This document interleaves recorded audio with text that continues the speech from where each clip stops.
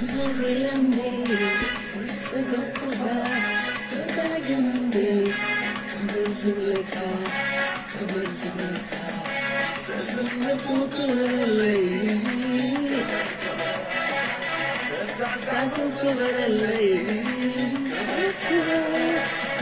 Shushakukulale, Ihunale,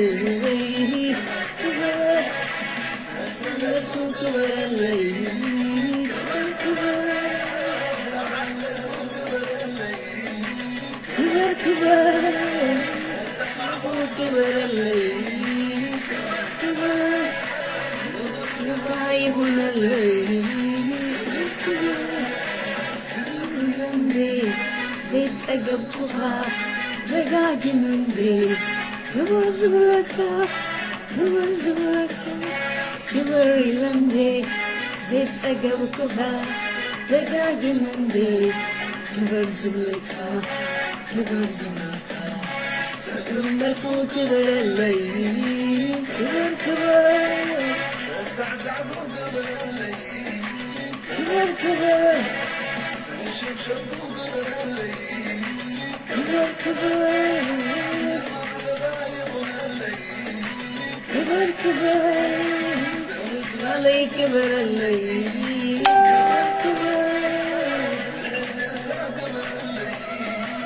كبر كبر تعبوك برلي كبر كبر رضايق اللي كبر كبر غالي سئينا الكمبر سمس الصلي سئينا الكمبر سودا كاري سئينا الكمبر آمين سسلي سئينا الكمبر سئينا الكمبر سوداسري سئينا الكمبر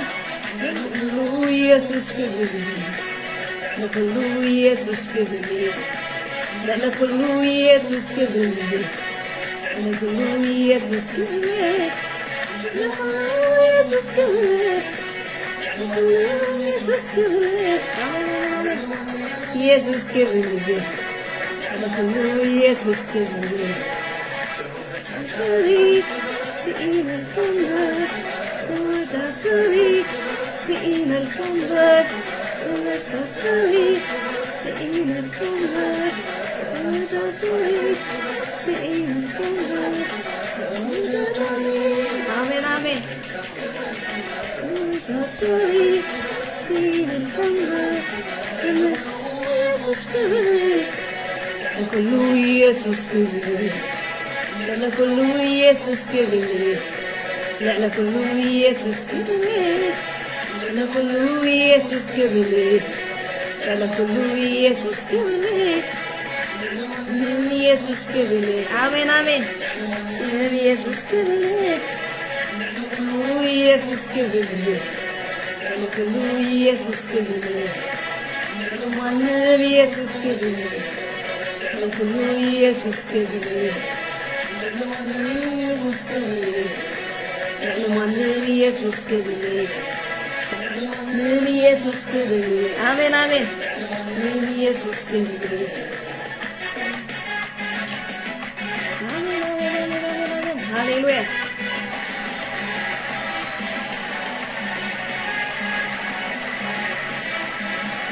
Hallelujah, hallelujah.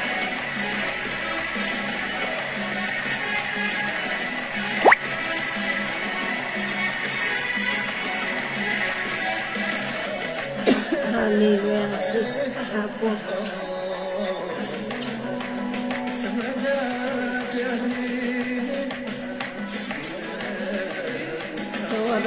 Amen. Hallelujah. Jesus, hallelujah. Apo Jesus, hallelujah. No other devil can master devil can. Amen, amen.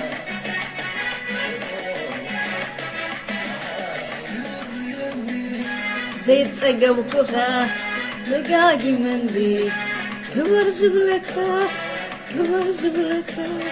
كبر لمو ዘይጸገብኩካ ደጋጊመንዴ ክበር ዝብለካ ክበርኩ ክበረለይ ክበር ክበረለይ ክበር ክበረለይ ክበር አይሆነለይ ክበር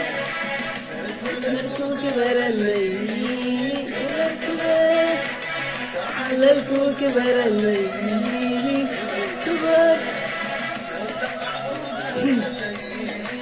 كبر كبر برقايق اللي كبر تطري سئين الكمبر سئين الكمبر تطري سئين الكمبر سئين الكمبر آمين آمين سئين الكمبر يسوس كبير كله يسوس كبير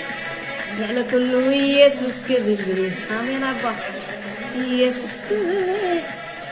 كله يسوس كبير Yes, hallelujah. Oh Jesus, oh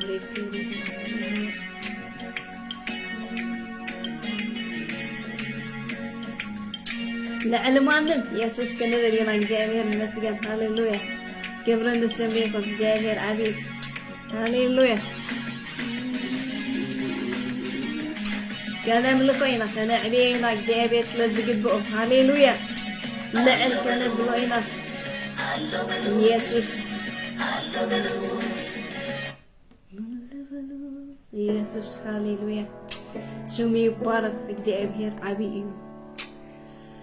هاليلويا هاليلويا يسوس أبو هاليلويا زيابير عبيب طلع له كله سبحانه قويته زيابير سناي وزيابير مسجن هاليلويا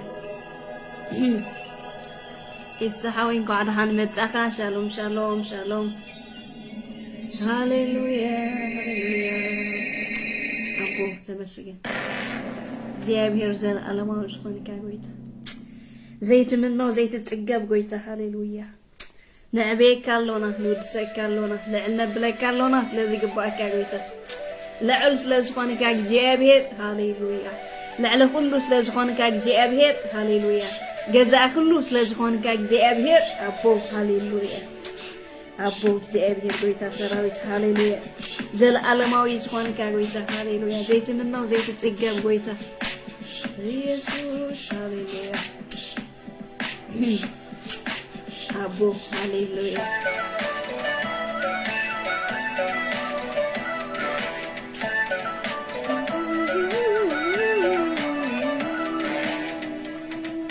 آمين آمين آمين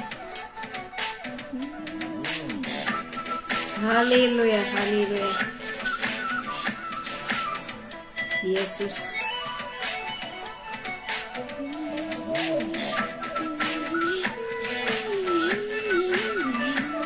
نسخة قصيرة نسخة قصيرة قصيرة يا وي قصيرة يا وي قصيرة يا وي قصيرة قصيرة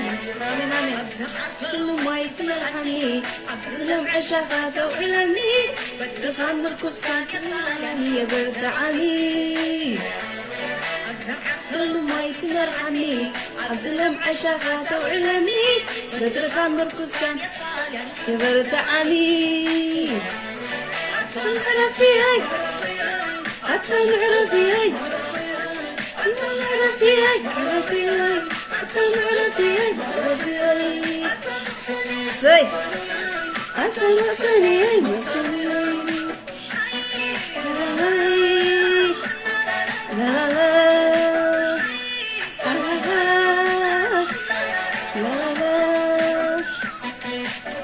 وصانا زخانة قويتا يقبوي كنقول بسرلو كنخبرو كنزمرلو جابير مشكن هاليلويا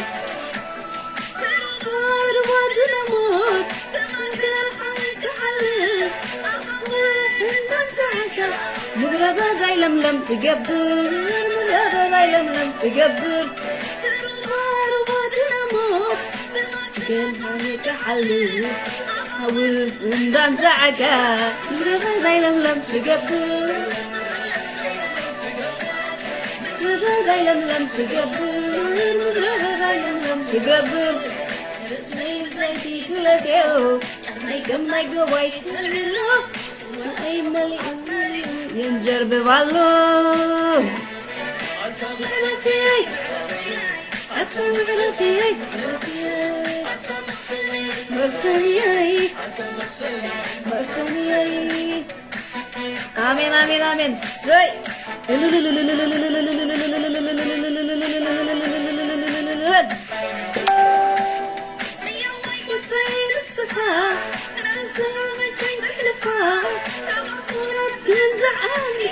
تواكي عودت بني تواكي عودت بني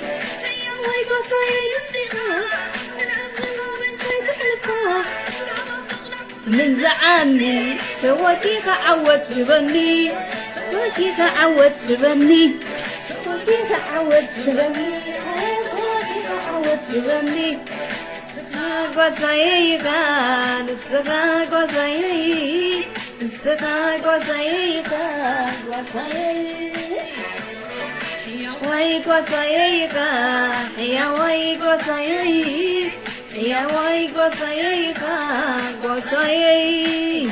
آمين آمين اتمن عني حظلم عشاها توحلني بدرخان مركزتك مرتعاني عفلو ما يكور عني أبزلم عشاها توحلني بدرخان مركزتك يبرتعاني يسوس على فيهي يسوس على فيهي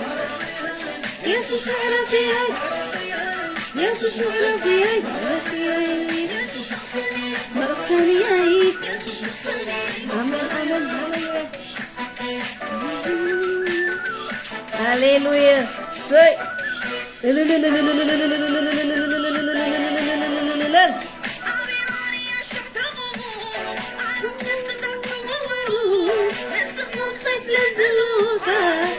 كنتو ما يبتهنيو الله كنتو ما يبتهنيو أبوي كنتو ما يبتهنيو أبوي كنتو ما يبتهنيو كنتو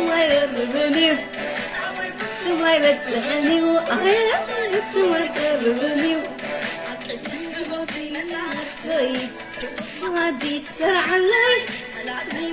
ليت قبرهم تواردهم مغرعيي مغرعيي مغرعيي مغرعيي آمين آمين آمين آمين آمين آمين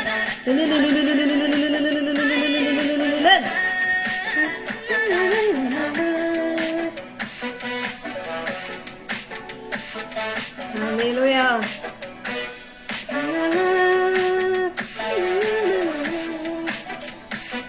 آمين آمين كبر نسمو هاليلويا مهرعنا زفانا قويتا تمكحتنا زفانا قويتا سمي يبارك هاليلويا يسوس كريستوس سمان الله من نسونتاي قويتاي زي كير زي لاو እግዚአብሔር حيلنا زفانا قويتا تمكحتنا زفانا قويتا تلعل كل زفانا قويتا شالون بركات انكواد حان بتاكم سلام نبيتكم سلام نموتاكم وطاكم نحداركم سلام أملاك بسحلكم يسوس كريستوس قويتاي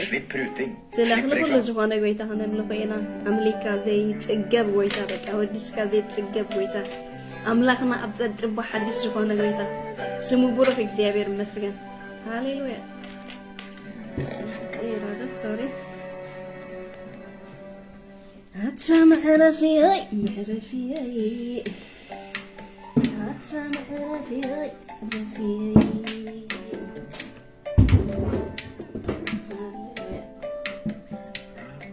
يسوس هاليلويا سمي يبارك ويتا እግዚአብሔር አቤት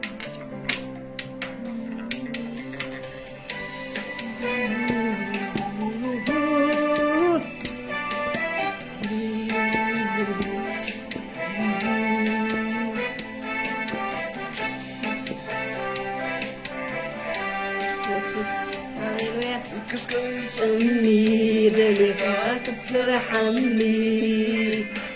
زي فلتو بدنا يتكاني تصبيح عليك بجوعي زفتك مسقانا كل مريك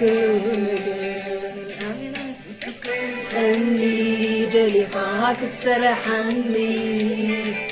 زي فلتوك ودماغ سلطاني صريح عليك بجروحي زفتك مسقانا كل يكلونا ኢየሱስ ጌታዬ እግዚአብሔር ይመስገን ጌታ ሰማይ ሐኪም ኢየሱስ ይባርክ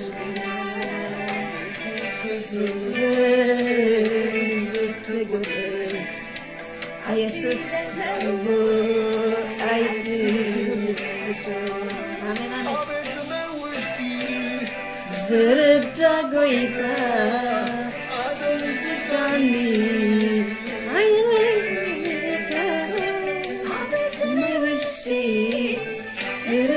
Goita,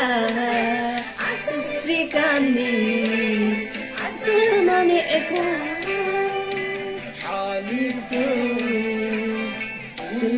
Halifu, Masubarshay, Gulu Teretse, Halifu, Gulu Halifu. مسبرتي كله ترسي يسوس قويتي زابير مسبرتك يرسع وحلل حكيم زخونك يسوس تراي زابير مسجن نوشتك دردا لبن قلاليتن زمرمر لكل نجارات كذ فتش يسوسي زابير مسجن هاليلويا زابير عبيب أبو سوي بارك هاليلويا يسوس هاليلويا تحاسخك تحلف بعدك ودنا اتنسلك وتكتفلتنا بيتعوى عمل قيام كرسكنا كتبنا بافيو زغلل مرقنا وقائم وزتفين تني دليقاك سرحني زي فلتوب والناس فيني آمين حلب بجوحي زفتك مسقانا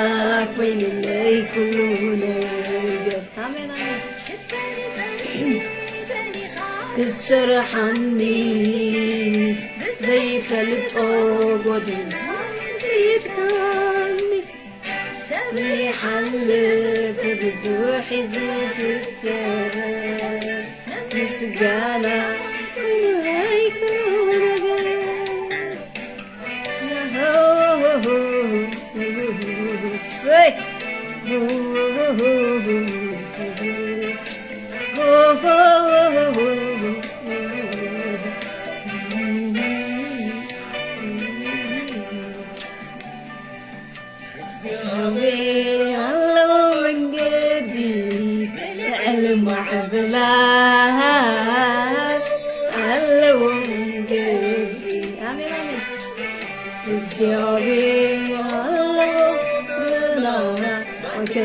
وكلم بحري على ودنا آمين ودي لو من قدي لغي على ودنا اجزابي على ودنا قد لو مسقنات استبابيو آمين آمين اللو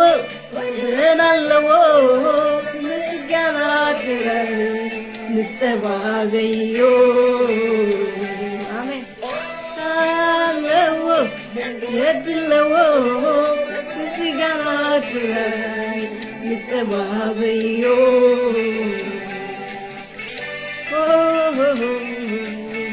آمين آمين قودنا اللو بيتا بمسجانات راي نتسابيو እግዚአብሔር ይመስገን ሃሌሉያ አምስጋናን ታያለው ዕድታት ፈረስ እግዚአብሔር ይመስገን ኢየሱስ ክርስቶስ ጎይታ ክብርን ስሙ ይሁን ትጎደና ዘለው በባህሪ ጎደና ዘለው ጎይታ አፍት ዝደረቀ ልምሉም ዝገብር ጎይታ እግዚአብሔር ይመስገን ዘለምለም ጎይታ ይባረክ ጎይታን ታያለው ጎደና አለው መንገድ አለው ትዘይሕለል ዘይደክም አምላክና እግዚአብሔር ይመስገን ትለዕለ ሁሉ ዝሆነ ጎይታ እግዚአብሔር ሰናይ እግዚአብሔር ይባረክ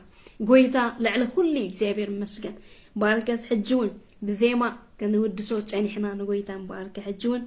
ሃሌሉያ በቃል አምላክ እግዚአብሔር ይመስገን ከንወድሰይና ከነዕቢየና እግዚአብሔር በሁሉ ይዝውደስ በሁሉ ሃሌሉያ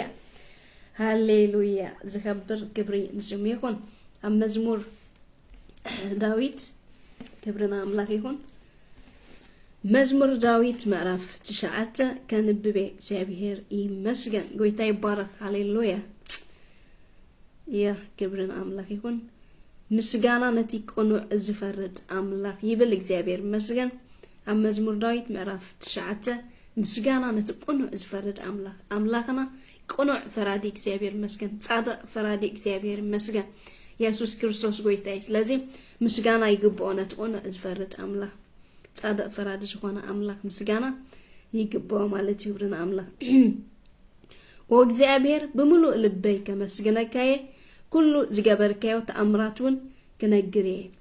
باخبه قبلنن كحجوسنيو أبلعل نسمكا أولعل نسمكا كزمري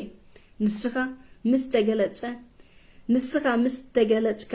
تلاقتي يهدمو ودي قام دما يماتو تصادق فرادي كوينكا أبزفانكا تأمتك نجريكا بحكي فردك لي نهزاب جناح كام محتان أطفأك سمام كان زل ألم دمسسك نتسألاتي نحوارو أطفأك كتماتاتهم عنو نزل ألمك تسويرهم ترفو يسوع كريستوس قويتا እግዚአብሔር ይመስገን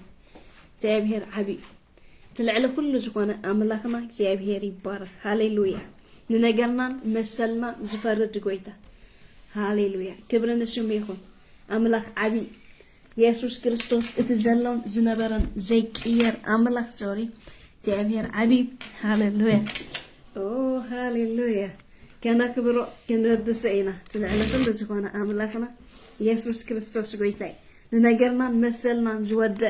أبزفانو دما استقمته صادق فرادي خوينو دما أبزفانو انتاي زجبرن زتقمته إلو እግዚአብሔር ይባረክ هاليلويا كبرنا شمو نهزاب جنا حكام نحطان أطفاء كام نشومهم كان نزل عالم دمسس كام نتسألاتنا حوارو تفو كتماتاتن عنوا نزل عالم كا تسريعن ترفا ترسعن ترفا سوري እግዚአብሔር جنا نزل عالم ينقص نجسو ينبر زفانو نفردي أدالو نسونا عالم بحوي يفرد نزبتات بقنعنا يجانيوم እግዚአብሔር እሱን ዓለም በሐቅ ይፈርድ ይሉ እግዚአብሔር መስገን ሐዊ ኮነ ጎይታ ይባረክ ሃሌሉያ በሐቅ ይፈርድ እግዚአብሔር ይባረክ እሱን ዓለም ታይዝገብር በሐቅ ይፈርድ አምላክ እግዚአብሔር መስገን ኢየሱስ ክርስቶስ ጎይታ ሃሌሉያ ንስኻካ ነቶም ዝደለይካ አሐደካይም አይተሐድጎምን ኢኻ ነቲ አብጽዮን ዝነገሰ እግዚአብሔር ዘምሩሉ አብ ማእከል አሕዛብ ግብርታቱ ንገሩ እቲ ፈዳይሕነ ዝኾነ እግዚአብሔር ንጥቋት ይዝክሮም እዩ ናውያቶምካ አይርስዕኒው ኢሉ እግዚአብሔር ይባረክ እቲ ሁሉ ዝክል አምላክና ልዕለ ሁሉ እግዚአብሔር ይባረክ ትመሰልና ነገራትና እንታይ ዝገበረ ጎይታ ሃሌሉያ ዝወደ ጻድቅ ፈራድ ኮይኑ ድማ ኣብ ዝፋኑ ዝተቀመጠ እግዚአብሔር መስገን ኢየሱስ ክርስቶስ ጎይታ እግዚአብሔር ይባረክ ተጻድቅ ፈራድ ዝኾነ ተቆኑ አምላክ ዝኾነ ክብሪ ይግባው እግዚአብሔር መስገን እቲ ኣብ ዝፋኑ ዝቅመጥ ጎይታ ተነዘል ዓለም ዝነብር ጎይታ ትናይ ምሕረት ጎይታ ትናይ በረከት ጎይታ ተዕለለኹ እቲ ልዕለ ሁሉ ዝኾነ ጎይታ ስሙ ብሩክ እግዚአብሔር መስገን ኢየሱስ ክርስቶስ ድማንሎም እንስንታዩ ህያዊ ክብሪ ንአምላክ ይሁን አምላክና ትልዕለ ሁሉ ዝኾነ አምላክ ይሞሽሙ ይባረክ ጎይታ ነመስግነካ ንባርከካ ንውድሰካ አሎና ትልዕለ ሁሉ ዝኾነ አምላክና ገዛእ ሁሉ ዝኾነ አምላክና مرح كله زخانة أملاكنا كبري سلازقبو لعلنا سلازقبو لعل كله سلازخانة هاليلويا قويتا نمشقنك نباركك كالونا نودسك كالونا ألفان أوميغان قدامين دحرين زلكان زنبركان تمدسن قويتا عبوب شم يسوس كريستوس كبري يوسد سلازم شات زون نودسك كالونا سلا عبيتك نودسك كالونا نجاراتنا مشلنا نوديك بسفانك زتأمتك قويتا سمك بروغي قويتا تمسجن يسوس كريستوس حجون عدل سلازهاب كان قويتا تمسجن نمسجنك كالونا أبوب شم يسوس كريستوس لعل كله زكوانك أملا شمك بروغي موت تمسجن زيابهر ناي حجي سبات لزجبر كان قويتا نايلومي شبات لزجبر كان قويتا شمك بروغي أبو تمسجن نمسجنك توديسك زي تتسجب قويتا أبو بجيتا بيسوس كريستوس لعل كله زكوانك أملا هاليلويا نعبيك كالونا ننجسك كالونا زيابير سكا تعد فرادي إخامو تمسجن كونو أملاك إخامو تمسجن قويتا لعل كله أملاك زكوانك زيابير تمسجنك يباركك كالو بشم يسوس كريستوس حجون زيابير بقالك غيرك نلبنا كتزاربو زيابير قويتا سراوي تسألنا أبو بشم يسوس كريستوس أم نفس وكفاتنا دمه زقالك كفرج زيابير بملئات كفرج الله أبو منفس كدوش هاليلويا مشانا سلازلخا نبقنا زبل دما سلتمرحنا مرحي منفس كدوش مشانا سلازلو سمو يبارا منفس كدوش دما نبحق زبلك مرحكم يتتعيف له زيابير المشقة يسوس كريستوس قويتا يتناب حق زبلا زمرحن زمعدن زقستن ذات أنان قويتا سمو نسونتايو بروحي كبري نسوميخون زيابير عبي كل زخل كل زجبر كل زفلت هاليلويا كبر نسميكون تعد فراد زخوانا أملاكنا تنجرنا نمشلنا جود أبزفانو زلو قويتا نو حجون بقالو انتهن قبرينا لعل كان بلوينا يزيبيري بارك يسوس كريستوس قويتا كبر نسميكون لو ما أنتون هاليلويا وانجيل يوحنس مرف 10:4 نرينا كبرنا أملاكيكون زيابير عبي قويتا يبارك تأبتد صبح مؤدد سر علنا قويتا سمو بروخي زيابير مسجن يسوس كريستوس جمال الله من سنتاي أبي كبرنا أملاكي هاليلويا يسوس كريستوس قويتاي دقيمة بروخات انقاد حمدتكم سلام أملاك يبزحلكم نبيتكم سلام أملاك يبزحلكم نهيواتكم سلام نكل نجاراتكم وبكل سلام أملاك يجزاكم يبزحلكم زيابير يبارك قويتا سنايو كبرنا أملاك لو مجزيابير ما عاد سريع لنا له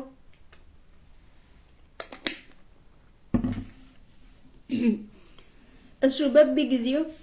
داي قبرنا نفسنا ما عاد سريع لنا زيابير المسكن يسوس كريستوس قويتاي لومي نمهارو كبرنا أملاك يكون يسوس كريستوس قويتاي معرف 10:4 يوحنس زيابير مسكن انتاي زبل يسوس منجدن حقا هيواتن ايو يبل زيابير مسكن لازم لو ما عندي اتمنجدن حقا هيواتن زخوانا كريستوس يسوس كريستوس قويتاي سليو لومي كنمهارينا زيابير مسكن يسوس انتاي لو منجدن حقا هيواتني إلو كبرنا أملاك يكون من جدي إلو الله حقي إلو الله هيواتك إلو زيابير مسكن يسوس قويتاي كبرنا سمو يكون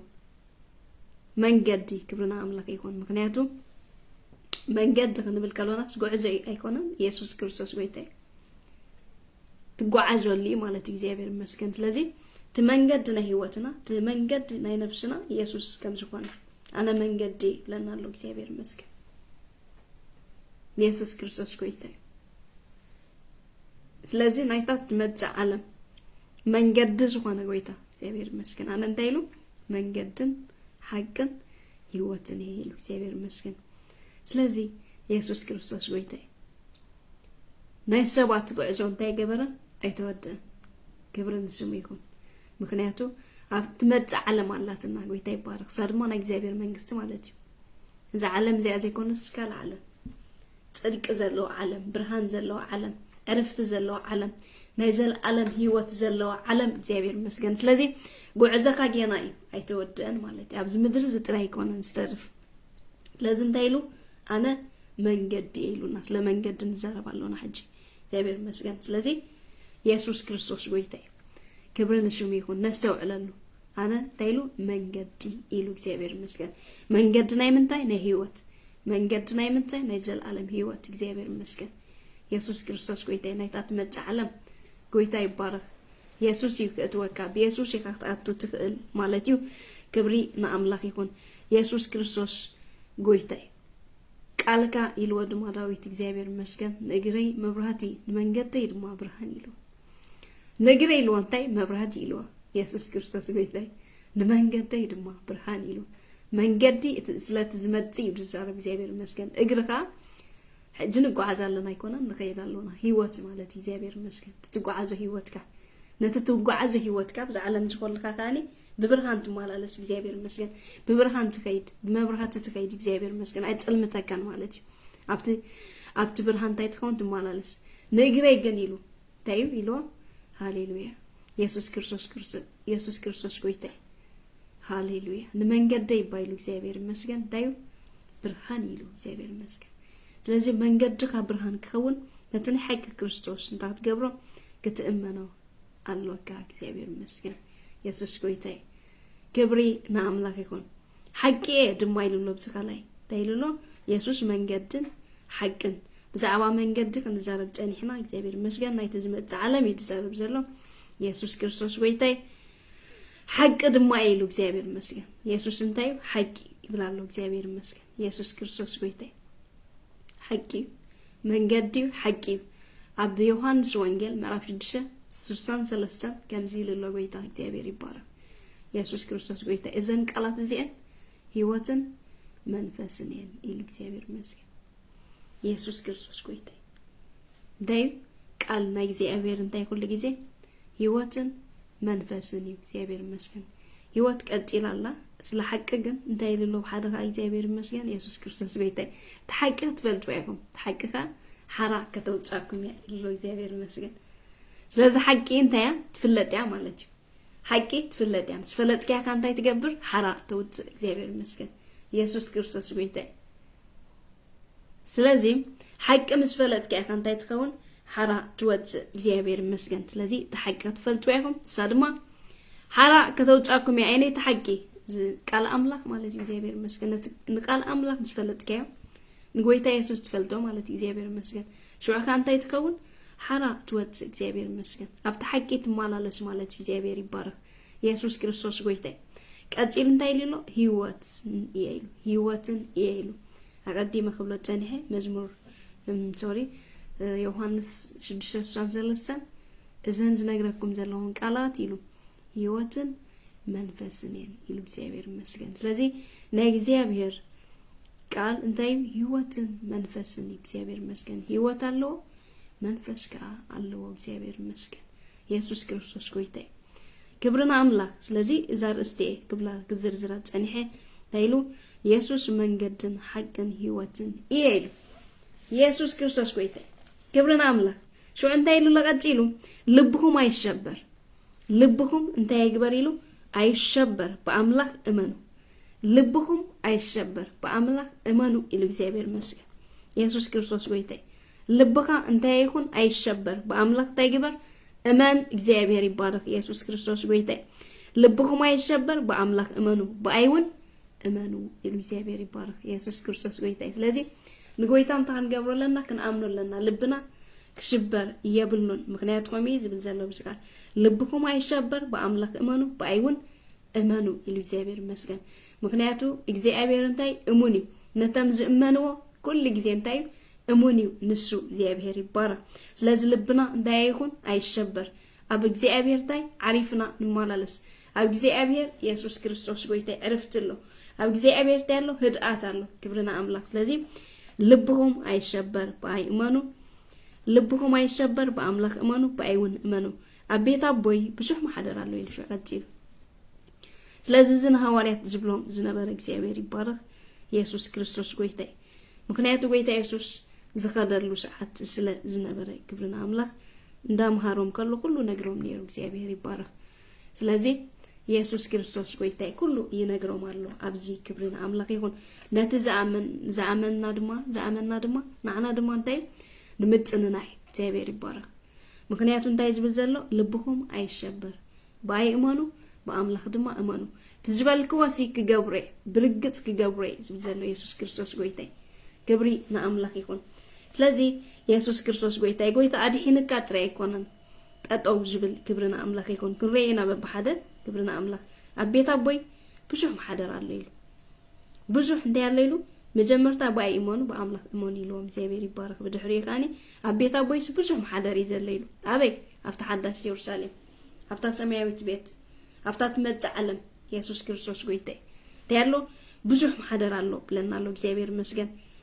yes hallelujah ማሕደር እንተ ዘይህሉስ ግና ማሕደር እንተ ዘይህሉ ግና ምነገርክኹም ነይረ ማሕደር ተዘይህሉ ግናስ ምነገርክኹም ነይረ ኢሉ ስለዚህ ግን እንታይ ኢሉ አሎኢ ብላሎ እግዚአብሔር መስገን ሕጂ ግና ኢሉ ስፍራ ከዳልወልኩም እኸይዳለሁ ሕጂ ግና ኢሉ ኢየሱስ ክርስቶስ ጎይታይ አድሒኑስ ተይገብረካ ጎይታ ሃሌሉያ የድሕነካ ህይወት በካሞ አፍታት መጽ ዓለም ድማስ ተይገብረካ ስፍራ የዳልወልካ ክብሪ ንስሙ ይኹን ኢየሱስ ክርስቶስ ጎይታይ እግዚአብሔር ዓቢዩ እንታይ ኢሉሎ ሕጂ ግና ስፍራ ከዳልወልኩም እኸይዳለኹም ከይደ ስፍራ ምስ አዳለኹልኩም አፍታ አነ ዘለኽዎ ንስኻትኩምን ኣብኡ ምእንቲ ክትህሉ ተመሊሰ መጽ ክወስደኩም ይብላሎ ንዓና እንታይ ዚ ንምጽንና እዩ እንታይ ዝብል ዘሎ ክብርና አምላክ ይኹን ስፍራ ከዳልወልኩም ኢሉ መጀመሪያ እግዚአብሔር ይባረክ ኢየሱስ ክርስቶስ ጎይታይ እንደገና ኢሉ እግዚአብሔር ይባረክ ኢየሱስ ክርስቶስ ጎይታይ እንታይ ንግበር ቃል አምላክ እንታይ ሐቂ ክብርና አምላክ ሓዳሽ ኢየሩሳሌም ትገነት አሎ እግዚአብሔር መስገን ሲኦል አሎ ገነት አሎ እዛ ሐቂ እግዚአብሔር ይባረክ ስለዚህ ሕጂ ግን ብዛዕባ ናይ እግዚአብሔር ህልውና ብዛዕባ ገነት ኢና ንዘርብ ዘለና እግዚአብሔር መስገን ብዛዕባ ኢየሩሳሌም ኢና ንዘርብ ዘለና ክብርና አምላክ ይሁን ስለዚህ ሐቂ ጎይታ ይባረክ ጎይታ አድሒንካ ጥራይ ይኮነን ኣብዛ ዓለም ዝጥራይ ይኮንካ ተተርፍ ማለት እግዚአብሔር መስገን አፍታት መጽ ዓለሙን ግደ ከም ዘለካ ክብርና አምላክ ይሁን ስፍራ ከም ዘሎ ብርግጽ እንተክን ከሆናለውና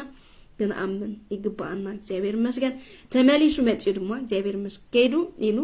ስፍራ ከዳልወልኩም ኢሉ ተመሊሰ መጽ ድማ ታገብረኩም ኢሉ ከወስደኩም ኢሉ ኢየሱስ ክርስቶስ ጎይታይ ክብርና አምላክ ይሁን እዚ ሁሉ ሕጂ እዚ ጎይታ እንተገይር ወይ አድሒኑና ስፍራ ዳሊሎ እግዚአብሔር መስገን ሓንቲ ነገር ተሪፋላ ተመሊሱ መጽ ከወስደና ማለት እግዚአብሔር ይባረክ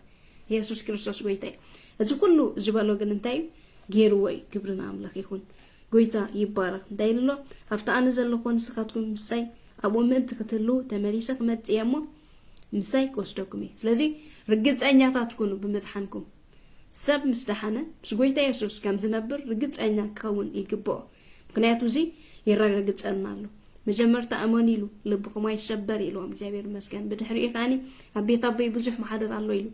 ብድሕሪኡ ካ ስፍራ ከዳልወልኩም ኢሉ ተመሊሰ ድማ መጽኻ ከወስደኩም ኢሉ ስለዚህ ዝንታ ክንገብረለና ንዓና ምጽንና እዩ እግዚአብሔር መስገን ስለዚህ ሚት ካሚት ርግጸኛ ክትከውን አሎካ እግዚአብሔር ይባረክ ኢየሱስ ክርስቶስ ጎይታይ ምክንያቱ ፍታት መጽ ዓለም ግደ ከም ዘለካ ፍታት መጽ ዓለም ናይ ዘለዓለም ህይወት ወራስ ምዃንካ ሃሌሉያ ተከትገብር አሎካ ኢየሱስ ክርስቶስ ጎይታይ ርግጸኛ ክትከውን ይግባአካ ስለዚህ ልብኻ እንታይ ይኹን አይሸበር እግዚአብሔር ይባረክ በአምላክ ታይግበር እመን ኢየሱስ ክርስቶስ ጎይታይ አምላክ አቢ ኢየሱስ ክርስቶስ ማንሎ ምንሱ እንታይ ያዊ ክብሪ ንአምላክ ይሁን ለዚ ነስተውዕለሉ ነዚ ቃል ጎይታ ይባረክ ተመሊሱካ ጎይታ ኢየሱስ እንታገብሪ ብክብሪ ክመጪ ወስደና እግዚአብሔር መስገን ሓንቲ ነገር ተሪፋትናላ መጪ ጎይታ እንታገብረና ከወስደና ብክብሪ ጎይታ ይባረክ ኢየሱስ ክርስቶስ ጎይታ ስለዚህ ልብኩም እንታይ ይኹን ኢሉ አይሸበር ኢሉ ኢየሱስ ክርስቶስ ጎይታ ብግርማ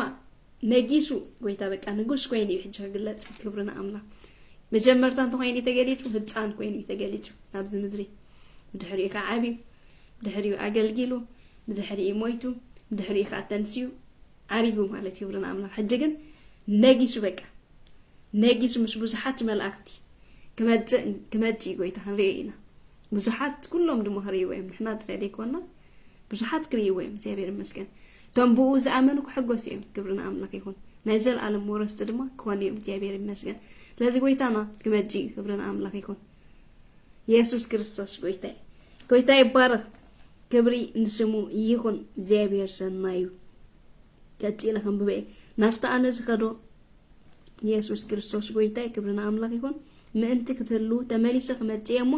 ምሳይ ክትቆስዶኩም ናፍታ አነ ዝኸዶ መንገዲ ትፈልጥዎ ኢኹም ናፍታ አነ ዝኸዶ መንገዲ እንታይ ኢኹም ይብሎም አሎ ትፈልጥዎ ኢኹም ኢሉ እግዚአብሔር መስገን ስለዚህ ርግጸኛታት ክንከውን አለና ናአና ካኒ ቃል እግዚአብሔር ናአና እንታይ ዝጸንዐ ትንቢት ሽዑ ጎይታ ኢየሱስ ምስ ሐዋርያት በአካል ኔሪ ምህሮም ኔሪ እግዚአብሔር ይመስገን በአና ካኒ በመንፈስ አሎ ስለዚህ ቃሉ ከአምሳና አሎ ስለዚህ ንቃሉ እንታይ ንግበሮ ንመርምሮ ንፍለጦ ከመይ እንታይ ዝብል ዘሎ ስለ ህይወቴ መጻኤስ እንታይ ይብልናስ ክንፈልጦን ክንምርምሮን ግዜ ዓዲቅና እግዚአብሔር ይመስገን ክንፈልጦ ይግባአና እግዚአብሔር ይመስገን ስለዚህ ናአና ካንዚ ርግጸኛታት ክንከውን ከም ዘለና እዩ እንታይ ዝገብረና ዝምህረና እግዚአብሔር ይባረክ ስለዚህ ጎይታ ኢየሱስ ብርግጽ ክመጽዩ ስፍራ ድማ አጋሊሎ ክብሪ ናአምላክ ይኹን ኢየሱስ ክርስቶስ ጎይታ ይቀጽለ ክብርና አምላክ ሽዑም ሃሌሉያ ናፍታ አነ ዝኸዶ መንገዲ ትፈልጥዎ ኢኹም ኢሉ ክብርና አምላክ ቶማስ ካይሉ ጎይታ ናበይ ከም እትኸይድ አይንፈልጥን ኢልዎ ቶማስ ታይሎ ናበይ ከም እትኸይድ ሲ አይንፈልጥን ኢልዎ ቶማስ ኢየሱስ ክርስቶስ ጎይታ ክብሪ ናአምላክ ይኹን ምክንያቱ ጎይታ ኢየሱስ እዚ ኣብ ምድሪ ከሎ ዝመሃሮ እዩ ናሐዋርያት ዝመሃሮም ክብርና አምላክ ይኹን ክንቀጽለይና ያ ሃሌሉያ እንታይ ኢልዎ ጎይታ ካ ነቲ መንገዲ ዳ ኢየሱስ ክርስቶስ ጎይታ ቶማስ ካ ጎይታ ናበይ ከም እትኸይድ አይንፈልጥን ኢና ክብሪ ናአምላክ ይኹን ሃሌሉያ ነቲ መንገዲ ዳ ከመይ ጌርና ኢና ክንፈልጦ ኢልዎ ሓዲትዎ ማለት ኢየሱስ ክርስቶስ ጎይታ ካ እንታይ ኢልዎ በሎ ኢየሱስ ካ ከም ዝበሎ መንገድን ህይወትን አነ ኢሉ ብዘይ በአይ ሓደኳ ናባቦ ዝመጽ የልቦ እግዚአብሔር ይመስገን መንገድን ሐቅን ህይወትን አነ ብዘይ በአይሲ ናባቦ ዝመጽ የልቦን ኢሉ እግዚአብሔር ይመስገን ስለዚህ ነት መንገድን ሐቅን ህይወትን ጎይታ ዝተቀበሎ አባቦ አትይሎ ነት መንገድን ሐቅን ህይወትን ዘይተቀበሎን ዘይንገሶን ጎይትነቱ ዘይተአመኖን ግና ታይገበረናሎ አይአተወናሎ ስለዚህ ነቶም ዘአተው ግን እንታዩ ሃሌሉያ مسؤ خنبريهم እግዚአብሔር ይመስገን مسؤ خنبرينا ጎይታ ይባረክ ኢየሱስ ክርስቶስ ጎይታ ስለዚህ ናስተውዕለሉ ነዝቃላት ከምቡበ ደጊመ መንገድን ሐቅን ህይወትን አኔ ብዘይ ባይ ሓደኳ ናባቦ ዝመጽ የለም ብዘይ ኢየሱስ ሲ ናባቦ ዝመጽ የለን ወራስ ከውን ሲ አይክልኒ ብለማል እግዚአብሔር ይመስገን ስለዚህ ኢየሱስ ምስ አመን ከአካ አባቦታቱ ኢየሱስ ጎይትነቱም ሰግዛካ ንዑጥራይ ንበይኑ ምስተገዛካ ንዑጥራይ ንበይኑ ሃሌሉያ እግዚአብሔር ይመስገን ጎይታ ምዃኑ مستأمن كيو زيابير مسكن بوم استمالا لسكيكا نجزل عالم هيوات تركب كوميز بتزلو بزيكا يسوس مدحاني قال يلبون زيابير مسكن يسوس كريستوس قويتاي كوميز بتزلو كبرنا أملاك يكون ناي فليتكم مني انت تتخونس نبون فلتكم ونيركم كاب حجيقنا يلب زيابير مسكن يس قويتاي مكنياتو جيناسي يتقرات أريم زلو توماسي نابي كم تخيج هين فلتنينا ምክንያቱ መንፈስ ቅዱስ እንታይ ገብረን ነርሹ አይወረደ ተናብ ሐቅ ዘበለ ዝመርሖም ዝነበረሲ አይተገልጸን ነር ስለዚህ ኩሉ ጊዜ እንታይ ነበረን ግሉጭ አይነበረን ተመለከታው ዓለም ኢየሱስ ክርስቶስ ጎይታ ነተ ተአምራት ገብሮ ዝነበረ ጎይታ ርስዕዎ መንፈስ ቅዱስ አባካተሎ ግን ሁሉ ነት ሐቅታት እንታይ ገብረከ የዘክረካ እግዚአብሔር ይመስገን ኢሎም ሹ እንታይ ኢሎም አሎ ናይ ፈሊጥኩምኒ እንተ ትኾኑሲ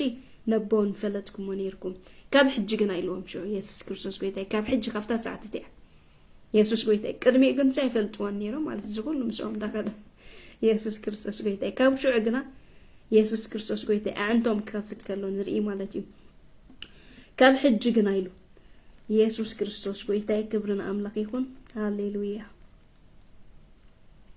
ባይ ሓደኳ ኢየሱስ ክርስቶስ ጎይታ መንገድን ሐቅን ህይወትን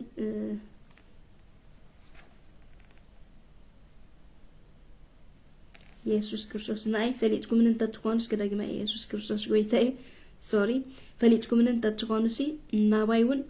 ነባይውን ፈለጥኩም ወኔርኩም ካብ ሕጂ ግና ኢሉ ዜና ተናለና ካብ ሕጂ ግና ፈሊጥኩምኒ ሪኢኩምን ኣለኹም ካብ ሕጂ ግና ሹዒ ተገሊጽሎም ማለት ኮይ ፈሊጥኩምን ሪኢኩምን ኣለኹም ይብለው ማለው እግዚአብሔር ይመስገን ኢየሱስ ክርስቶስ ጎይታይ ሃሌሉያ ፊልጶስ ካ ጎይታይ ነቦዳ አርኤና እንበር ያክለና ይልወሽ ፊልጶስ ካ ነዲሱ ሐዲቶ ማለት ነቦዳ አርኤና እንበር ያክለና ይሉ እንደገና ካ ኢየሱስ ክርስቶስ ጎይታይ ክብርን ስሙ ጎይታ ነቦዳ አርኤና እንበር ያክለና ብሎ ኢየሱስ ካ ከምዝ በለው ፊልጶስ እዚ ክንድዚ ዝአክል ጊዜ ምሳኻትኩም ክነብር ከለኹ አይፈለጥካንን ኢኻ አይትፈልጠንን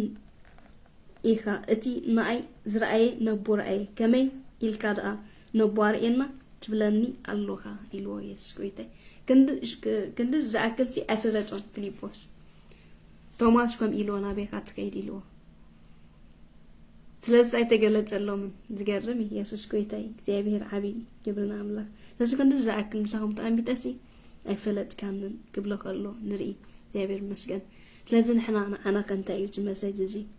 ኩሉ ጊዜ እግዚአብሔር ክንፈልጥ ኮይና ንቃሉ እንታን ገብሮለና ክንመርምሮ አሎና ክንብቦ አሎና ጊዜ ዓዲግና ክንማላለስ ግባአና እግዚአብሔር ዓቢ እግዚአብሔር ሰናይ ኩሉ ዝክል አምላክና ኢየሱስ ክርስቶስ ጎይታና አና ሆም ይዝምህረና ጎይታ ይባረክ ምክንያቱ ክትፈልጦት ኮይንካ ንቃሉ ክትመርምሮ ጊዜ ዓዲግካ ከም ለባም ምስኡን ተከትገውን ገትውዕል እግዚአብሔር ይባረክ ኢየሱስ ክርስቶስ ጎይታይ ምክንያቱ ንዓናውንሲ እንታይ ይዝብለና ዘሎ ክንፈልጦ ይግባአና ክሳብ ክንድዚ ዝአክል ሳይፈለጥካን እንዲኻ ክብለ ከሎ ንፊልጶስ ንርኢ እግዚአብሔር ይባረክ ኢየሱስ ክርስቶስ ጎይታይ ቀፂሉ እንታይ ኢልዎ ሃሌሉያ አነ አብ አቦ ከም ዘለኹን ኢየሱስ ክርስቶስ ጎይታይ አቦውን አባይ ከም ዘለዶ አይተአምንን ኢኻ እቲ አቦ ዘሎ እቲ አባይ ዘሎ አቦ ባዕል እዩ ግብርታተይ ዝገብሮ ዘለኹ እንበር እዚ ናአካትኩም ዝነገርኩም ዘለኹ ዘረባ ካብ ርእሰይ አይኮነን ኢሉ እግዚአብሔር ይመስገን ክገልጸሎም ከሎ ንርኢ ክብርን አምላክ ይሁን ስለዚህ ጎይታይ ይባረክ ኢየሱስ ክርስቶስ ጎይታይ ስለዚህ አብጸጥ ጽባህ ንቃል አምላክ እንታን ገብሮ ይግባአና ክንመርምሮ ይግባአና እግዚአብሔር ይመስገን ስለ ነፍስና ስለ ህይወትና ወን ክንፈልጥ እግዚአብሔር ይመስገን ምድሓን በክርስቶስ ዘአመን ካላ ሰዓት ትድህን ነፍስካ ትድህን ጸድቅ ፍልጠት ድማ ንጻድቅ ድማ ፍልጠት እንታይ ዝከውን ሓራ ዝወጽእ እግዚአብሔር ይመስገን ምክንያቱ እንታይ ኢሉ ንሓቂ ትፈልጡ ያኩም ሓቂ ድማ ሓራ ከተውጻኩም ያ ክብል ጸኒሕቲ መጀመርታ ማለት እግዚአብሔር ይመስገን ስለዚህ ሓቂ ዝፈለጥካሉ ሰዓት እንዳተገለጸልካ እዩ ዝከይድ ማለት እዩ ኣብ ጸጥ ጽባህ ዝግለጽ ቃል አምላክሲ ኣብ ጸጥ ጽባህ እንታይ ዝከውኒ ዝግለጽ ጠጣው ዝብል አይኮነን እግዚአብሔር ይመስገን ኣብ ጸጥ ጽባህ እንታይ ዝገብር ዝዓቢ በመጠን ዘንበብካሉ እንዳተገለጸልካ ከይድ ምክንያቱ ኣብ ውሽጥካ እንታይ ተቀቢልካሉካ መንፈስ ቅዱስ ኢየሱስ ክርስቶስ ጎይታይ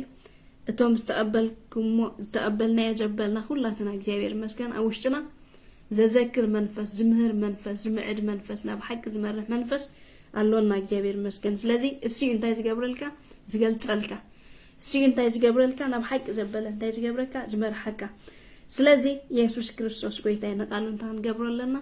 ክምርምሮ አሎና እግዚአብሔር ይባረክ ኢየሱስ ክርስቶስ ጎይታይ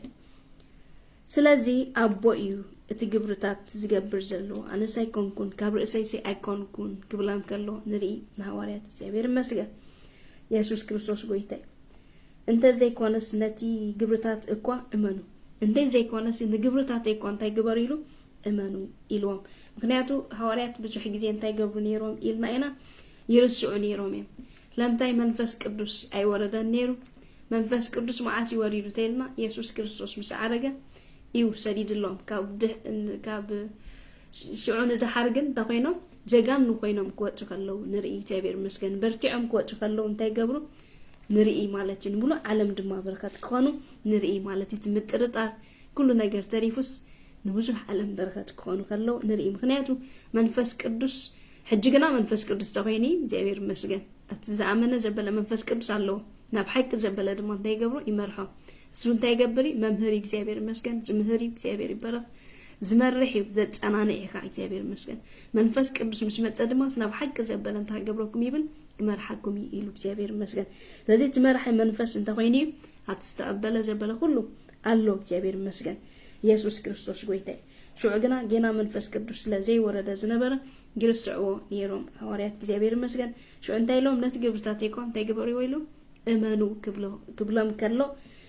نرئي እግዚአብሔር ሰናይ ጎይታ ይባረክ እግዚአብሔር አቢ ሃሌሉያ ግብርታቱ ከም ዝገብር ካብኡውን ሽዑ ቀጭሉ እንታይ ኢልዎም ኣሎ ክብርና ኣምላኽ ይሁን ነቲ ግብርታተይ እመኑ ምስ በሎም ኣነ ናብ ኣቦ ይኸይድ ኣለኹ ኣነ ናብ ኣቦ ይኸይድ ኣለኹ ምክንያቱ ኣይከደን ነይሩ ሽዑ ምስዖሚ ነይሩ ንብል ኣሎና እግዚአብሔር ይባረክ ኣነ ናብ ኣቦ ይኸይድ ኣለኹ እሞ ኢሉ እቲ በኣይ ዝኣምን ንሱ ነዚ ኣነ ዝገብሮ ዘለኹ ኢሉ ሕጂ ነስተውዕለሉ እቲ በኣይ ዝኣምን ኩሉ ብክርስቶስ ዝኣምን ዘበለ ኩሉ ማለት እግዚአብሔር ይመስገን ታይብሎም ኣሎ እቲ በኣይ ዝኣምን ንሱ ነዚ ኣነ ዝገብሮ ዘለኹ ግብርታት ከም ዝገብር ካብኡ ዝዓብውን ከም ዝገብር ብሓቂ ብለኩም ኣለኹ እቲ ብክርስቶስ ዝኣምን ሲ እግዚአብሔር ይመስገን ነቲ ኢየሱስ ክርስቶስ ዝገብሮ ግብርታት ካብኡ ዝዓብውን ከም ዝገብር ይብል ኣሎ ሲ ብሓቂስ ነግረኩም ኣለኹ ምክንያቱ ጸጋ እንታይ ገብር ይጎይታ የፍስስ እዩ ናፍቶም ውሉዱ ዝኾኑ እግዚአብሔር ይመስገን ብጸጉኡ ድማ ሁሉ እንታይ ይኸውን የዕየ እግዚአብሔር ይባረክ ኢየሱስ ክርስቶስ ጎይታ ክብርን ስሙ ይኹን ኣቦ ውሉድ ምእንቲ ክገብር ብስመይ ንዝለመንዎ ዘበለ ሁሉ ክገብረሎም እዩ ኣቦ ውሉድ መታናኡ እንተክገብር ኢሉ ክገብር ብስመይ ንዝለመንዎ ዘበለ ሁሉ ክገብረሎም እዩ ብሽም ኢየሱስ ዝልመን ዘበለ ሁሉ እንታይ ይኸውን ሃሌሉያ መልስ ኣለዎ بشم يسوس هاليلويا بشم يسوس انت يالو إلنا مدحان الله إلنا بشم يسوس هيوت تركب نايزل العالم هيوت عرفت تركب متسننا تركب تايكا تركب بشم يسوس زت إلا دما تايكم زلوا هاليلويا كم توهب كم تقبل እግዚአብሔር ይመስገን ስለዚህ ጾለትካ بشم يسوس ክርስቶስ ካውን كم زلوا دما أبزن تاي قبرالو يمعدنا مهرنا الله እግዚአብሔር ይመስገን ስለዚህ بشم يسوس زلمن كله كم تقبل እግዚአብሔር ይባረክ ኢየሱስ ክርስቶስ ጎይታይ ስለዚህ ጎይታውና በሓደ ክፍል እንታይ ኢሉ ለምኑ ክትረክቡ ኢኹም ኢሉ እግዚአብሔር ይመስገን ሓኩሑ ክፈተልኩም ኢሉ ድለዩ ድማ ክትረክቡ ይብል እግዚአብሔር ይመስገን ኢየሱስ ክርስቶስ ጎይታይ ብስመን ኢሉ ብስም ኢየሱስ ክርስቶስ ጎይታይ ክብሪና አምላክ አቦ አብ ኢየሱስ ክርስቶስ ጎይታይ ብስም ኢየሱስ ሃሌሉያ هاليلويا كبرنا أملا بسمين زلمنكم وجبنا كله كجبر لكم إيو بسم يسوع زخانة أنت بسم يسوع زخانة نجار أنت لمنكم كجبر لكم إيو بسم يسوع زخانة نجار أنت لمنكم سي كجبر لكم يبل إجزاء هي ربارك يسوع كريستوس جيتاي لازم لما نخا بمن يكون بسم يسوع كريستوس كون كم زلوا إجزاء هي ربارك يمهرنا معدنا الله كبري نعملك يكون سلازي إذا تمرت انتاي بتلكمني يسوس منجدن حقا هيواتن كم زخاني كمهرنا تانيحو لبهم أي شبر بأملاك أمانو بأيون أمانو كبلنا تانيحو يسوس كريستوس قويتاي سفرا دما أبيت أبوي دما بزوح محضر الله كبلنا تانيحو زيابيري مسجا أبيت أبوي بزوح محضر الله كبلنا ونتاني እግዚአብሔር ይመስገን ስፍራ ከዳልወልኩም ከይዴ ተመሪሰ ድማ መጤ ሃሌሉያ ከወስዶኩም ይሉና እግዚአብሔር ይመስገን ኢየሱስ ክርስቶስ ጎይታ ስለዚህ ጎይታ ድሂንካ ጥራይ አይኮን እንታይ ዝገብረካ ሃሌሉያ ስዝብል ስፍራ ይዳልወልካ ተመሪሱ መጤ ድማ ይወስደካ አፍትናይ ዘልዓለም ዕርፍቲ አፍትናይ ዘልዓለም ሰላም ዘሎ አፍትናይ ዘልዓለም ዕርፍቲ ዘሎ ድማ ታይተከውን ትነብር እግዚአብሔር ይባረክ ስለዚህ ኢየሱስ ክርስቶስ እንታይ መንገድን ሐቅን ህይወትን እዩ እግዚአብሔር ይመስገን ስለዚህ በዘይኩ ሓደ ነገር እንኳ ክትገብር አይትክእልን ኢኻ እግዚአብሔር ይመስገን ኢየሱስ ክርስቶስ ጎይታይ ክብሪ ንአምላክ ይሁን ኢየሱስ ክርስቶስ ጎይታይ አብ ስለዚህ መንገድን ሐቅን ህይወትን ኢና ንዛረብ ዘለና በአምላክ ድማ ታንከውን ይግባና ከነአምን ልብና ድማ ክስበር ከምዘይብሉ ክምህረና ጸኒሑ እዝቃል አብ ዮሐንስ ወንጌል ምዕራፍ 10 ሓደ ድማ እንታይ ዝብል ትንሳኤን ህይወትን ኢየሱስ ኢሉ አፍተር እስቲ ዝጀመር ስለዚህ አነ አብ 10 ሓደ ምዕራፍ 10 ሓደ ወንጌል ዮሐንስ ምዕራፍ 10 ሓደ ፍቅዲ 25 ዘሎ كنبوب እግዚአብሔር ይመስገን ኢየሱስ ጋ ትንሳኤን ህይወትን አነ እትባይ ዘአምን እንተሞተውካ በህይወት ከነብር እዩ እትባይ ዘአምን ሕያው ዘበለ ሁሉ ንዘልዓለም አይክሞትን እዩ እትባይ ዘአምን ሕያው ዘበለ ሁሉ ንዘልዓለም አይክሞትን እዩ እዝዶ ተአምኒ ይበላ ተሳድማ ወጎይታይ ንስኻእቲ ናይ ዓለም ዝመጽእ ክርስቶስ ወደ አምላክ ከም ዝኾንካ يأمن يبلتو يسوع كريستوس قويتاي سلامتاي يسوع كريستوس قويتاي اتي بكريستوس زعمنا كله نايزل عالم هيوت كم زل ودما أبزي يقلتلنا الله እግዚአብሔር ይመስገን እንተ ሞቶካ ተከውኒ ሎ ኢየሱስ ክርስቶስ ጎይታይ በህይወት ይዝነብር ምክንያቱ ሞይቱስ አይተርፍኒ ክብርና አምላክ ይሁን ምክንያቱ ትንሳኤን ህይወትን መኒ ኢየሱስ ክርስቶስ ጎይታይ ሃሌሉያ ኢየሱስ ይባሉ ትንሳኤን ህይወትን ንሲ መንገድን ሐቅን ህይወትን እግዚአብሔር ይመስገን ክብርና አምላክ ይሁን ስለዚህ ክብርና አምላክ መንገድን ሐቅን ህይወትን ዝኾነ ጎይታ نعو انتاي نقبرو نسعبو زيابير مسكن توم زي سعبنايو كم قرلي مدحانينا زي تقبلنايو يسوس كريستوس انتاي من قدن حقن هيوتن مخانو كان آمن بودما كان مالالس بودما كان نبر ايو زكال انتاي زيقبرنا زمعدنا زلو زيابير مسكن نتوم زعملنا يدما لبنا اي شبر بأملاك انتاي نخون نأمن زيابير مسكن أب أملاك دما انتاي نخون نمالالس እግዚአብሔር ይባረክ አቤት አቦና ድማ ብዙህ ማህደር ከምዘለው ጎይታ ኢየሱስ ድማ መቲው ተመሪሱ እንታ ከምዝገብረና ከምዝወስደና ክንምሃር ጨኒሕና ጎይታ ይባረክ አፍታ አንቶይ ዘንበብኮ ኣብ መዝሙር ዳዊት ምዕራፍ 9 ድማ ነገረይን መሰለይን ወዳዕካሞ ጻድቅ ፍራድ ኮይንካ ድማ ኣብ ዝፋንካ እንታይ ገበርካይሉ ተቀመጥካ ኢሉ እግዚአብሔር ይመስገን ስለዚህ እግዚአብሔር እንታዩ ነገርናን መሰልናን ወዲው ኣብ ዝፋኑ ተቀሚጡ ዘሎ እግዚአብሔር ይመስገን እሱ እንታይ ዝገብር ሰምዕ አምላክ ምዃኑ እግዚአብሔር ይመስገን ተመሊሱ ድማ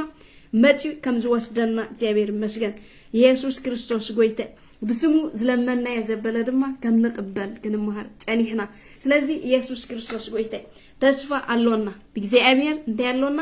ተስፋ አለና እግዚአብሔር ይመስገን አብዝ ምድር ጥራይ ኮነን ተስፋና እግዚአብሔር ይባረክ ስለዚህ እዚ ቃልዚ አብልብና 33 ሳምዒቲ ይፍረ እቶም ከም ናይ ግል መድሓኒና ለክርስቶስ ዘይተቀበልና ድማ ታማዓልቲ መድሓን እንታይ ሕጂ እግዚአብሔር ይመስገን ምክንያቱም ተከነንብብ ጨኒሕና መንገድን ሐቅን ህይወትን ኢየሱስ ክርስቶስ ምዃኑ ብዘይ ክርስቶስ ድማኒ ናቦቦ ከምዘይ አቱ ከነንብብ ጨኒሕና እግዚአብሔር ይመስገን ስለዚህ ግዴታ አለካ ንክርስቶስ ታትገብሮ ትቀበሎ ንክርስቶስ ታትገብሮ ክትፈልጦ እግዚአብሔር ይመስገን ስለዚህ ታማዓልቲ ምድሃን ሕጂያ እግዚአብሔር ይመስገን ጊዜ ሆለና ጊዜ አይንጸበ መንገድን ሐቅን ህይወትን ኢየሱስ ክርስቶስ እግዚአብሔር ይመስገን እቲ በአይዛምን እንተመተውካስ ናይዘል ዓለም ህይወት አለው ይብለና አለው እግዚአብሔር ይመስገን ስለዚህ መጻይና አይፍርሐናኒ ማለት ይብርና አምላክ ንጎይታ እንተ አሚንናዮ ክብርና አምላክ አይንፈርህኒና ብርና አምላክ ይሁን ኢየሱስ ክርስቶስ ጎይታ ስለዚህ እዚ ቃልዚ አብልብና ኩሉ ጊዜ እግዚአብሔር ይመስገን ነስተንትኖ ክብርና አምላክ ይሁን ኢየሱስ ክርስቶስ ጎይታ ትማልን ሎምን ያው ዝሆነ ጎይታ ተመንገድን ሐቅን ህይወትን ዝሆነ ጎይታ ነግዛዩ እግዚአብሔር ይመስገን ክብርን ሽሙ ይሁን እግዚአብሔር አቢ ሃሌሉያ ኢየሱስ ክርስቶስ ማለት ሎምን እንታይ ንሱ ያው አቢ እግዚአብሔር ይመስገን በማንም እንታይ ዘይከውን ዘይብጫ በማንም እንታይ ዘይከውን ሃሌሉያ ዘይግመት ኢየሱስ ክርስቶስ ጎይታይ ስራትኩም ብሩካቲኩም ክብሪና አምላክኩም ስለዚህ እትነገርና መሰልና ወዲ ጻድቅ ፍራድ ኮይና ተአመጠ ጎይታ ንሱ እንታይ ስሙ ብሩክ እግዚአብሔር ይባረክ محرات بزح እግዚአብሔር ይመስገን አና ዝገበረልና محرات بزح እግዚአብሔር ይባረክ ስለዚህ ለተቃል አምላክ ታይነግበሩ ንመርምሮ ንፍለጦ አው ድማ ንንበ እግዚአብሔር ይመስገን ኢየሱስ ክርስቶስ ጎይታ ሃሌሉያ ኦ ሃሌሉያ ክብርና አካ ጎይታ ተመስገን ኢየሱስ እግዚአብሔር ዓቢይካ ልዕለ ኩሉ ኢካ ጎይታ ተመስገን እግዚአብሔር አዝካ ዓቢይካ ሞ ተመስገን ስለ ቃልካ ተመስገን ስለ ኃይልካ ተመስገን ስለ ቃልነትካ ተመስገን እግዚአብሔር ስለት ዘይ ውዳ ምሕረትካ ስለት ዘይ ውዳ ኃይልካ ስለት ዘይ ውዳ ክብርካ እግዚአብሔር ዓቢ እግዚአብሔር ስልጡን አምላክካ ሞ ተመስገን አቦብ ሽሜት ንልብና ስለተዘረብከ ንልብና ስለዝማዓትከ ንልብና ስለዘጠናናዓከ ጎይታ ተመስገን ኢየሱስ ሃሌሉያ ቃልካ ሐቂ ናብ ሐቂ ዘበለ ድማ ይመርህ እግዚአብሔር ተመስገን ተባረክ እግዚአብሔር ኢየሱስ ክርስቶስ ጎይታ ክብርን ስሙ ይሁን ሃሌሉያ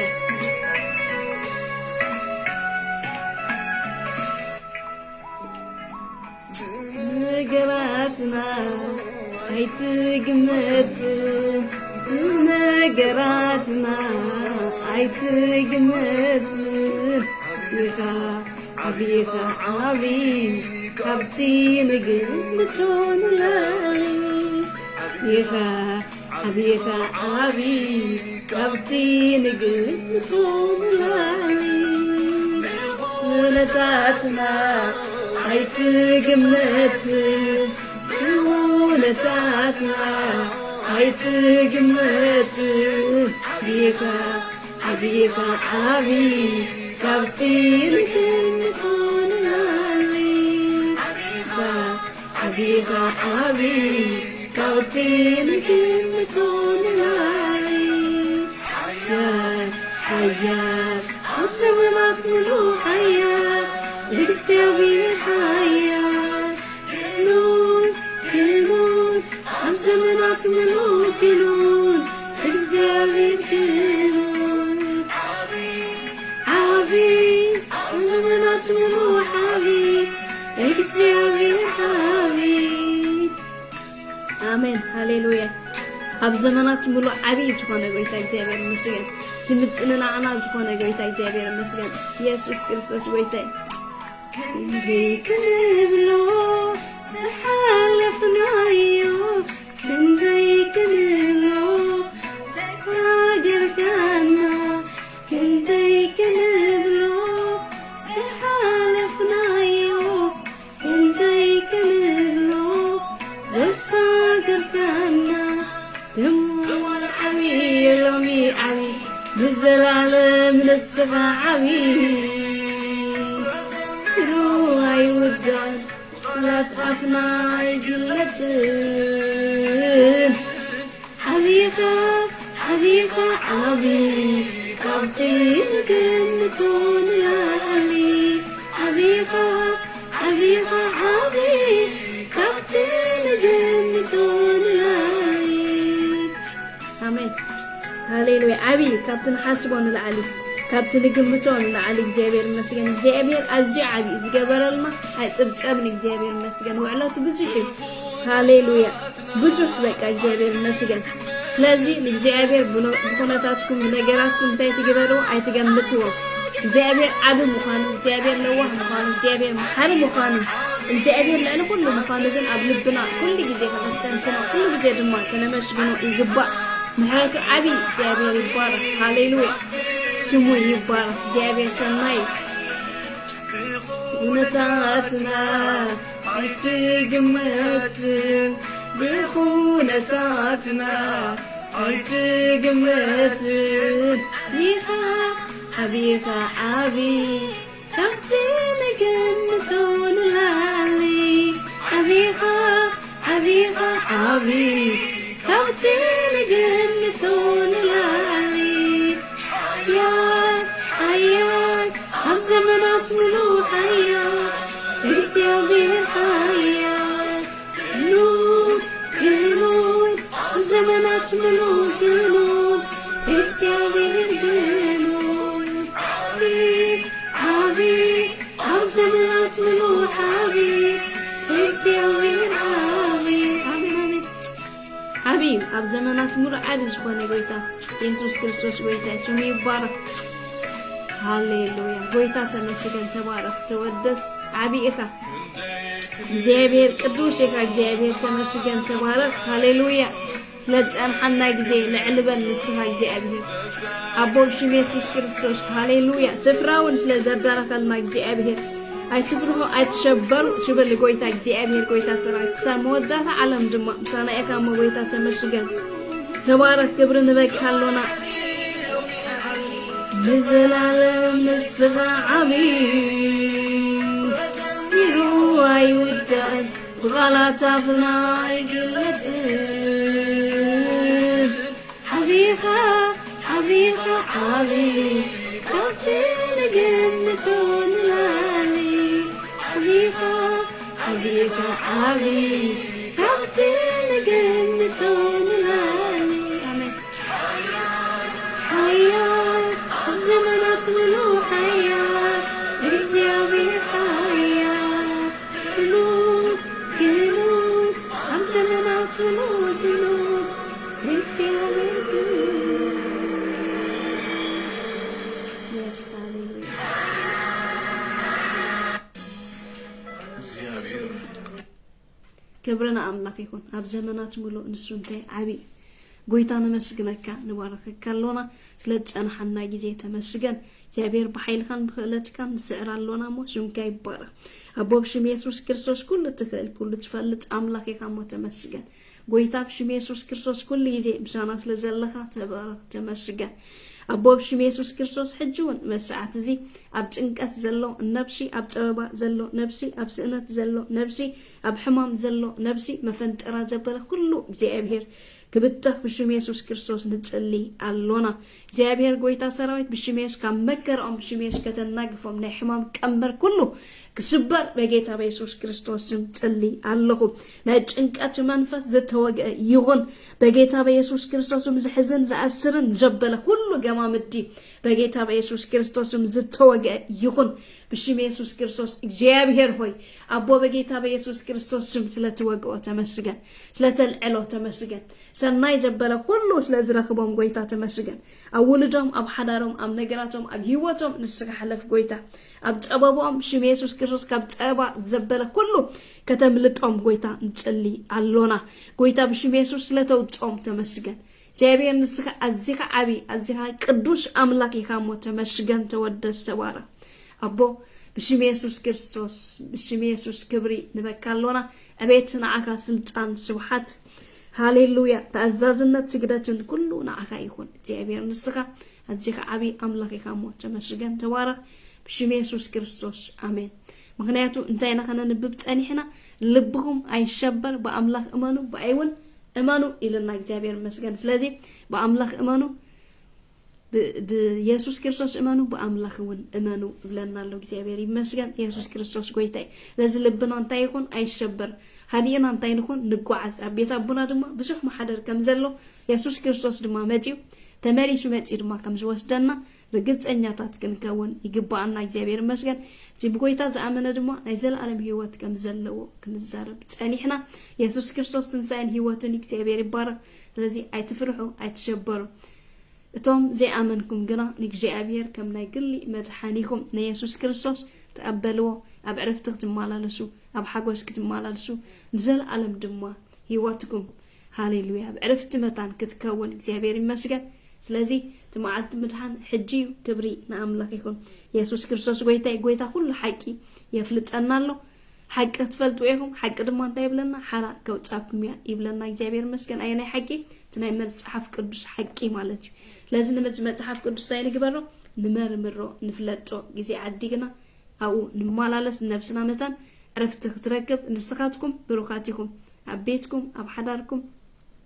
أموتاكم وتاكم أولادكم كل سلام أملاك يبزحلكم بشم ኢየሱስ ክርስቶስ ስኻትኩም بركاتكم تباركوا شالوم